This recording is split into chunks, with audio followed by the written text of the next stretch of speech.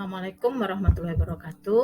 Kita bertemu kembali di pelajaran IPA kelas 8. Nah, pertemuan kali ini masih menyambung yang lalu ya, mengenai gerak. Nah, untuk pertemuan kali ini yang akan kita bahas itu tentang gerak pada benda ya. Nah, untuk gerak pada benda, topik yang akan kita bahas adalah gerak, kemudian kecepatan, GLB dan GLBB. Ini topiknya. Nah, sebelum kita masuk ke topik, kita pahamin dulu ya. Ada peta konsep berikut ini ya. Nah, pada peta konsep ini untuk memudahkan kalian memetakan apa saja yang akan kalian pelajari tentang gerak. Nah, gerak ini terdiri atas dua macam, yaitu gerak lurus ya, dan gerak yang tidak lurus. Artinya apa? Gerak lurus itu gerak yang lintasannya berupa garis lurus. Kalau gerak yang tidak lurus, lintasannya bisa bermacam-macam.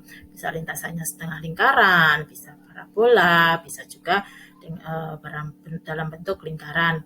Kemudian di gerak lurus nanti kita juga akan belajar tentang jarak, belajar juga tentang perpindahan, kelajuan, dan juga tentang kecepatan. Nah, ini mengenai peta konsepnya. Nanti gerak lurus itu juga ya, ada gerak lurus yang beraturan, ada gerak lurus yang tidak beraturan. Nah, yang gerak lurus tidak beraturan ini karena mengalami perubahan kecepatan ya dalam satuan waktu. Nanti dibedakan menjadi dua. Ada GLB yang dipercepat, ada juga yang diperlambat. Ini yang garis besar yang akan kita pelajari tentang gerak pada benda. Nah, sekarang kita pahamin dulu tentang apa sih konsep dari gerak. Nah, tahukah kalian bagaimana benda itu bisa dikatakan bergerak? Nah, benda itu dikatakan bergerak apabila benda mengalami perubahan kedudukan atau perubahan posisi. Nah, perubahan posisi dari mana? Dari titik tertentu sebagai titik acuan. Jadi kalau benda ini mengalami perubahan posisi atau perubahan kedudukan, itulah yang kita sebut dengan gerak ya.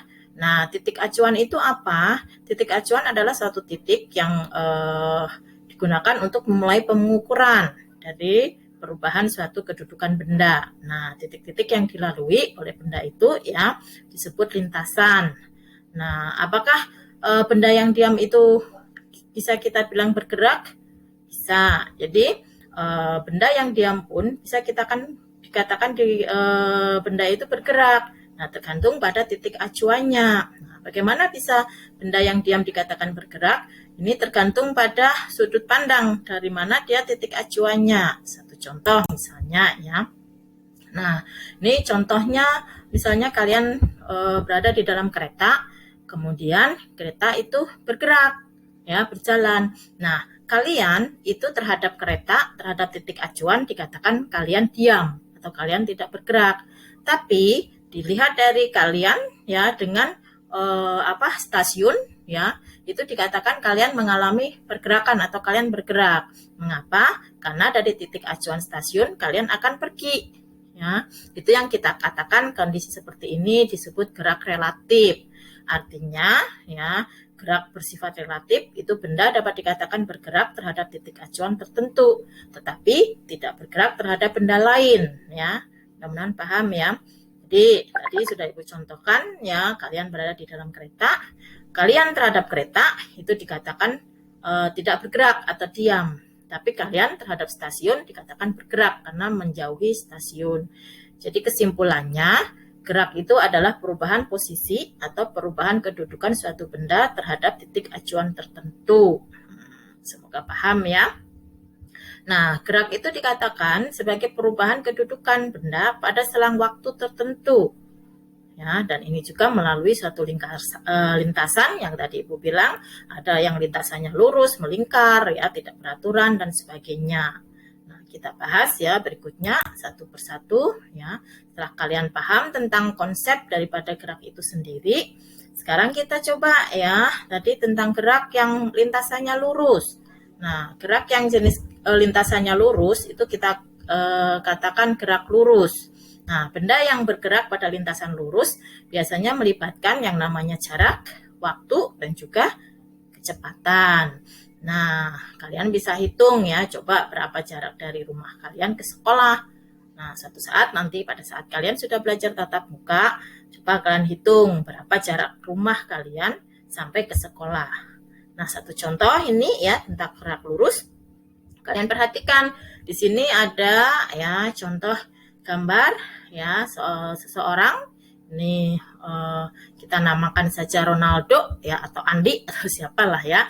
Ini seseorang ini yang pergi ke pasar dari rumah. Ini kondisi rumah, kemudian dia berjalan ke arah pasar, di mana jarak dari rumah ke pasar itu adalah 200 meter.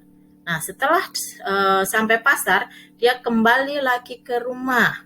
Nah, ini kita ambil contoh ya gerak dari si anak atau gerak Ronaldo ini dari rumah ke pasar, kembali lagi ke rumah.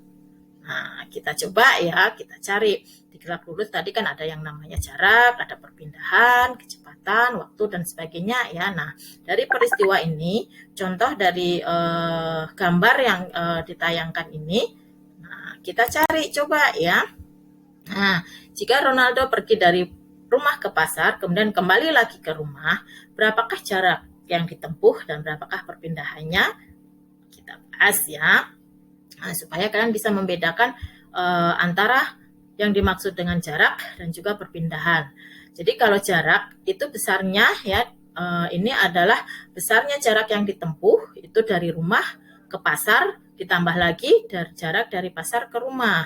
Tadi jarak yang ditempuh dari rumah ke pasar 200 meter. Kemudian Ronaldo kembali lagi ke rumah 200 meter. Jadi kalau ditanyakan berapa jarak yang sudah ditempuh oleh Ronaldo itu 200 meter ditambah 200 meter, hasilnya 400 meter. Kemudian pertanyaan berikutnya, kalau begitu perpindahannya berapa? Atau Ronaldo mengalami perpindahan atau tidak? Kita lihat ya, perpindahan yang ditempuh oleh Ronaldo dari rumah 200 meter ke arah pasar ya, berarti plus 200, dan dari arah pasar ke rumah ya ini letaknya berlawanan, makanya kita kasih tanda min 200 meter, sehingga kalau ditanyakan berapa perpindahan Ronaldo atau berapa perpindahan yang ditempuh Ronaldo, 200 meter ya plus min 200 meter karena arahnya berlawanan, sehingga bisa dikatakan bahwa Ronaldo itu mengalami perpindahan 0 atau tidak berpindah. Kenapa tidak berpindah? Nah, perpindahan ini dilihat dari titik awal acuan sampai titik akhir dia acuannya atau titik akhir dia berada ya. Berarti meskipun Ronaldo bergerak, tapi perpindahan yang dilakukan adalah 0. Karena apa? Kedudukan awal Ronaldo sama kedudukan akhirnya adalah sama ya. Ini dikatakan perpindahan 0. Semoga paham ya. Oke, kita lanjutkan ya. Ini tentang jarak, kesimpulannya jarak adalah panjang lintasan yang ditempuh oleh benda. Jadi si benda ini berjalan ataupun bergerak sampai berapa panjang lintasannya, itu yang dikatakan jarak. Sedangkan perpindahan adalah panjang lintasan yang ditempuh benda ya dengan memperhatikan posisi awal dan posisi akhirnya. Kalau tadi jarak itu tidak memperlihatkan atau tidak bergantung pada posisi awal dan akhir, tapi kalau perpindahan ini bergantung pada posisi awal dan posisi akhir ya, ini kesimpulannya.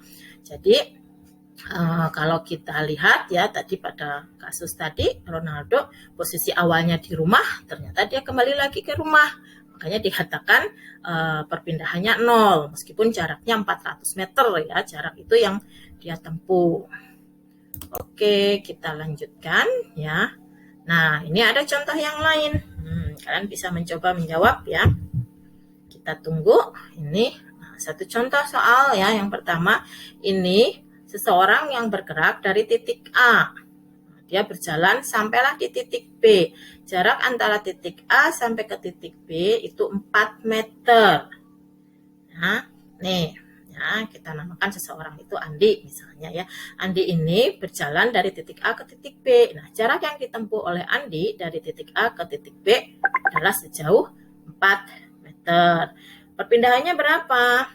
Kalau dari perpindahan kita lihat perpindahan, karena Andi titik awalnya itu berawal dari titik A dan akhirnya dia berada di titik B, maka dia memiliki perpindahan. Perpindahan yang dialami oleh Andi ya dari titik A ke B yaitu meter. Berbeda dengan yang tadi ya. Kita lanjutkan. Berikutnya contoh soal yang kedua. Nah, contoh soal yang kedua, ini gerak pada mobil ya, atau gerak pada Dian. Dian ini berada di dalam mobil. Ya, dia bergerak nih dari titik A ke titik B, dari titik B kemudian sampai di titik C. Di sini ada titik C-nya ya. Nah, pada saat dia bergerak ini, kalau ditanyakan dari titik A ke B, dari B ke C, ternyata Dian ini balik lagi perlawanan arah sampai di titik B. Nah, kalau ditanyakan berapa jarak yang ditempuh oleh Dian, berarti dari titik A ke B 5 km, ditambah B ke C, dari A ke B 15 km, dari B ke C 5 km, balik lagi ke B 5 km, berarti kita jumlahkan jarak yang ditempuh oleh Dian adalah 15 ditambah 5 sama dengan 25 km. Nah, sekarang kita coba cari perpindahannya. Nah, perpindahan yang dialami oleh Dian berapa? Nah, dari titik A ke B, ini Dian 15 km. Dari B ke C, ya, 5 km, tetapi dia balik lagi ke titik akhirnya ke B, sehingga dikatakan perpindahannya, kita lihat posisi awal di A, posisi akhirnya di B. Nah, berapa jarak nih dari posisi awal ke akhir? Ternyata 15 km, sehingga bisa kita katakan bahwa perpindahan Dian adalah sejauh 15 km. Oke. Kita lanjutkan. Nah, setelah kalian memahami tentang gerak, kemudian jarak, perpindahan, ya. Sekarang kita bahas tentang kelajuan, ya, atau kecepatan. Nah, dalam fisika, kelajuan atau kecepatan ini mengandung arti yang berbeda. Kelajuan itu termasuk besaran skalar, ya, karena tidak bergantung pada arah. Tapi kalau kecepatan ini besaran vektor, ya, karena bergantung pada arah. Nah, apa perbedaan besaran skalar dengan vektor? Besaran skalar itu ini hanya memiliki jarak saja, ya, jarak, waktu, tapi arahnya tidak ditentukan. Sedangkan besaran vektor ini arahnya mempengaruhi. Dengan kata lain, ya, kecepatan itu adalah perpindahan dalam selang waktu tertentu. Ini mengenai kecepatan. Nah, satu contoh simbol, misalnya ya, apabila kecepatan kelajuan, ya, kita nyatakan dengan V, ya, sedangkan perpindahan, ya, atau jarak dinyatakan dengan atau disimbolkan dengan S. Kemudian waktu tempuh itu dinyatakan dengan T, sehingga secara matematis, ya, kita tulis V sama dengan S per T. Jadi besarnya kecepatan atau kelajuan itu sama dengan besarnya jarak, ya, atau perpindahan per waktu tempuh. Nih, ya, kecepatan, kelajuan, ya, satuannya dalam satuan baku itu meter per sekon. Sedangkan jarak itu satuannya atau perpindahan, ya, itu satuannya adalah meter. Ini dalam satuan baku. Waktu atau waktu tempuh itu satuannya adalah sekon, atau kita mengenalnya istilahnya detik, ya, sekon itu detik. Ini untuk satuan dari besaran waktu. Nah, Ibu rasa waktu kelas 7 kalian sudah belajar mengenai besaran dan satuan, ya. Kita lanjutkan.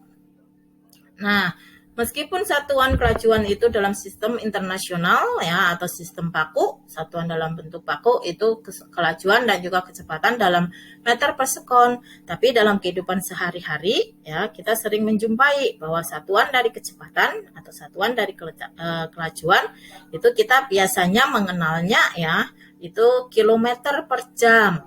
Nah, kalau seperti ini, kalian harus bikin konversi atau ada perubahan, ya, dari satuan yang tidak baku menjadi satuan yang baku. Dalam sistem internasional kita mengenal yang adanya satuan yang tidak baku, ya. Nah, untuk kecepatan biasanya kilometer per jam. Nah, ini kalian harus ubah dulu menjadi satuan yang lebih baku. Contohnya apa, ya? Kita coba, ya, kita rubah dari 1 km per jam kita rubah menjadi meter per sekon. Nah, ini pengubahan ini Ibu rasa di kelas 7 kalian sudah belajar ya, 1 kilometer itu kita ubah jadi meter berapa? 1000 ya. Sedangkan 1 jam itu kita rubah dari menjadi sekon atau menjadi detik itu 3.600. Kalau kalian bingung, Ibu 3.600 dari mana? Nah, kalian merubah 1 jam berapa menit? 60. 1 menit berapa sekon atau berapa detik? 60. Artinya apa? 1 jam berarti 60 kali 60 sekon, 3.600. Kemudian ini kita sederhanakan ya. 1000 meter per 3.600 sekon. Ini nolnya 2, ini kita coret ya, tinggal 10 per 36. Kita sederhanakan lagi ya, dibagi yang sampai pada bilangan yang lebih sederhana. 10 dibagi 2 itu ada 5 meter ya, atau 5. 36 dibagi 2, 18. Apakah ini bisa disederhanakan lagi? Udah nggak bisa ya. Jadi 1 km per jam itu sama dengan 5 meter per sekon. Berikutnya ya, ini konversi satuan meter per sekon dan kilometer per jam. 1 kilometer per jam itu sama dengan 5 per 18. Nah, sekarang kita balik. Kalau begitu 1 meter per sekon, berapa kilometer per jam? Ya, kita balik juga ya. 18 per 5 kilometer per jam. Baiklah, kita lanjutkan ya. Ini contoh soal tentang konversi. Jadi konversi dari satuan yang tidak baku menjadi satuan yang lebih baku. Jadi nanti kalau kalian ada soal ya, soal-soal hitungan, kalian perhatikan dulu apakah satuannya sudah sama atau belum. Kalau belum sama, kalian harus rubah dulu satuannya. Nah, ini satu contoh konversi ya dari kilometer per jam. Ini contohnya 72 km per jam, jadikan meter per sekon.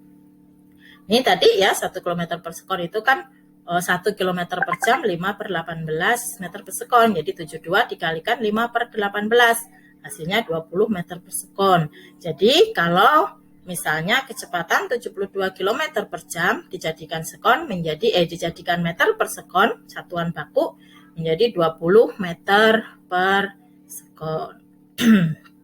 Kita lanjutkan ya, contoh yang kedua.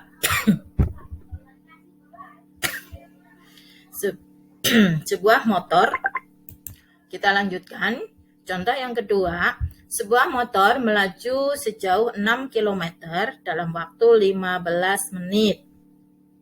Berapakah kelajuannya atau berapakah kecepatannya? Nah, kalian bisa perhatikan apakah satuan yang ada di sini sudah sama. Jaraknya kilometer ya, waktunya 15 menit. Apakah sudah sama? Nah, kalau belum sama, belum sesuai seperti satuan baku, artinya kita harus merubah dulu. Kilometer kita jadikan dulu menjadi meter, menit kita jadikan menjadi sekon. Jadi jarak ya 6 km kita rubah jadi meter, berarti kalikan 1000, 6000 meter. 15 menit kita jadikan sekon, berarti 15 dikalikan 60 sekon, hasilnya 900 sekon. Nah, barulah kita masukkan ke dalam rumus. Kita hitung ya kelajuannya. V sama dengan S per T. 6000 per 900. Kita coret nolnya 2. Tinggal 60 per 9. Hasilnya 6,67 meter per sekon. Jadi kalau sudah sama satuannya, barulah kalian operasikan. Kalian masukkan ke rumusnya. Semoga paham ya. Kita lanjutkan. Nah, setelah itu kita mulailah belajar atau kita bahas tentang percepatan. Suatu benda bergerak, pasti dia mengalami percepatan ya. Apa itu percepatan? Percepatan adalah perubahan kecepatan terhadap selang waktu. Jadi kalau kalian berlari atau kalian berjalan atau kalian bersepeda, pada saat bersepeda itu ada perubahan kecepatan kalian. Misalnya mula-mula kecepatannya 5 km per jam, berikutnya 10 km per jam, berikutnya 15 km per jam. Nah, kalian bisa menghitung berapa percepatannya ya. Jadi percepatan ini secara sistematis merupakan perubahan kecepatan dalam selang waktu tertentu. Ya, ini kita rumuskan A sama dengan delta V, perubahan kecepatan delta V ya per T waktu. Nah, perubahan kecepatan itu bagaimana mencarinya? Dari kecepatan akhir ya dikurangi dengan kecepatan awal. Delta V sama dengan Vt min V0. Baru kita bagi dengan waktu, ya, selang waktunya. Ini keterangannya ya. V0 kecepatan mula-mula, satuannya harus satuan baku semua ya. Percepatan meter per sekon kuadrat, kecepatan meter per sekon, waktu sekon. Barulah nanti kalian bisa mencari berapa percepatannya. Nah, ini ada contoh soal ya, kalian bisa lihat. Kalian perhatikan contoh soalnya. Sebuah benda bergerak dengan kecepatan awal 2 meter per sekon. Jadi benda ini bergerak awalnya mula-mula dia bergerak dengan kecepatan 2 meter per sekon. Selanjutnya, benda dipercepat secara beraturan. Jadi, ini gerakannya dipercepat beraturan. Sehingga kecepatannya menjadi 10 meter per sekon dalam selang waktu 4 sekon. Jadi, selama selang waktu 4 sekon, kecepatannya ternyata berubah dari 2 menjadi 10. Nah, kita bisa hitung berapakah percepatannya. Kita lihat ya. Perhatikan, oh satuannya sudah sama semua. Nah, kalau sudah sama semua, kalian tidak perlu merubah satuannya. Lalu kita masukkan ke rumus delta V ya. Ini percepatan A sama dengan delta V. Vt min V0 bagi T. Mana kecepatan akhirnya 10 dikurangi 2 dibagi 4. 8 dibagi 4 sama dengan 2 meter per sekon kuadrat. Ini cara kalian bisa menghitung tentang percepatan. Kita lanjutkan, kalau tadi kita bahas tentang gerak lurus, sekarang kita bahas tentang gerak lurus beraturan. Jadi gerak lurus itu ada yang beraturan ya, ada yang berubah beraturan, GLB dan GLBB. Kita bahas dulu GLB-nya. Ya, gerak lurus beraturan adalah gerak benda dengan lintasan berupa garis lurus dan memiliki kecepatan yang tetap. Nah, kecepatan tetap ini ya, saat benda menempuh perpindahan yang sama, selang waktu yang dibutuhkan juga sama. Contohnya, misalnya ya, apabila sebuah mobil bergerak dengan kecepatan tetap 5 meter per sekon, ya, pernyataan ini artinya apa? Nah, setiap sekon atau setiap detik, mobil ini menempuh jarak 5 meter ya. Untuk lebih jelasnya, kita lihat ya pada tabel berikut ini. Nah, ini ada tabel ya. Tabel ini menyatakan ada jarak, waktu, dan kecepatan. Ini ya, menempuh jarak 5 meter, kecepatannya 1. Jarak 10 meter, kecepatan 2. Jarak 15 meter, kecepatan 3. Dan seterusnya, waktunya 3 ya. Ini seterusnya sampai jarak 25 membutuhkan waktu 5 menit. Nah, kalau kalian ambil ya sesuai rumusnya 5 per 1, 5, 10 per 2, 5, 15 per 3, 5. Sehingga kita lihat ya kecepatannya ini rata-rata kecepatannya ini tetap ya. Nih, 5 meter per sekon, 5 meter per sekon. Ini yang kita katakan gerak lurus berubah beraturan ya. Nah, kecepatannya ini tetap 5 meter terus ya, 5 meter per sekon terus. Kalau begitu berapa percepatannya? Gerak suatu benda kecepatannya tetap ya, ini gerak lurus berubah beraturan, maka benda ini tidak mengalami percepatan karena dia konstan ya. Bendanya ini konstan kecepatannya. Kalau kita lihat dalam grafik ya. Ini grafik antara jarak dengan kecepatan, jarak dengan waktu ya, kalian perhatikan. Nih, jarak dengan waktu nih. Ini kecepatannya konstan ya, berubah tapi tetap ini ya. 5, waktu jaraknya sama waktu ya. Nih, ini kecepatan konstan. Berikutnya ini laju ya terhadap waktu. Kelajuan terhadap waktu. Ini garis lurus ya karena sama. Ini mengenai gerak lurus beraturan. Berikutnya kita lihat gerak lurus berubah beraturan. Adalah gerak benda yang lintasannya lurus tetapi memiliki kecepatan yang selalu berubah secara beraturan setiap saat. Nah, perubahan ini ada yang dipercepat maupun ada juga yang diperlambat ya. Nah, percepatan yang dialami oleh benda ini biasanya tetap ya karena kecepatannya itu berubah secara beraturan. Nih ya, kecepatan 5, waktunya 1 berarti percepatannya 5. Ini memiliki percepatan yang tetap. Ya, ini untuk gerak lurus berubah beraturan. Kita lanjutkan. Nih. Pada GLBB, gerak benda yang mengalami percepatan atau perlambatan ya, tadi yang sudah dibahas. Nah, Kadang GLBB ini mengalami percepatan, berarti gerak lurus dipercepat, dan kadang juga diperlambat atau gerak lurus diperlambat. Ini grafiknya ya, untuk grafik GLBB dipercepat ya. Ini kecepatannya makin bertambah. Nah, yang ini grafik GLBB diperlambat, kecepatannya makin turun. Nah, ini bisa kalian amati dalam kehidupan kalian sehari-hari. Nah, contoh apa saja sih GLBB diperlambat dan dipercepat? Ini contoh kalian bisa lihat dalam kehidupan kita sehari-hari. Misalnya ya, yang diperlambat, benda dilempar ke atas. Kalian cobalah di rumah benda yang tidak terlalu berat ya, kalian lempar ke atas. Nah, pada saat kalian lempar ke atas, itu kecepatannya mulai lambat ya, lama-lama lambat. Atau kalian bersepeda di jalan yang tanjakan. Awalnya kalian cepat ya, pada saat menanjak kalian ngegoesnya juga lama-lama semakin pelan. Contoh yang lain lagi, pada saat mengerem kendaraan juga diperlambat. Bermain lompat tali pada saat pesawat akan mendarat, ini yang GLBB diperlambat. Yang dipercepat apa contohnya? Misal buah jatuh dari pohon. Nah, buah jatuh dari pohon, apalagi pohon yang tinggi, semakin ke bawah, ini gerakannya atau kecepatannya semakin dipercepat.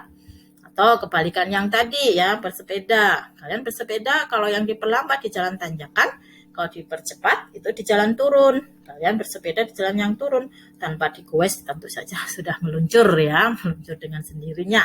Karena ini kecepatannya berubah dipercepat. Mobil digas, air mancur, pesawat lepas landas. Ini juga GLBB yang dipercepat. Baiklah, semoga ini bermanfaat ya, kita bahas mengenai gerak pada benda. Oke. Saya rasa cukup ya pembahasan kita kali ini. Terima kasih, semoga bermanfaat dan sampai jumpa di video pembelajaran berikutnya. Jangan lupa subscribe, like, share, dan komen. Assalamualaikum warahmatullahi wabarakatuh.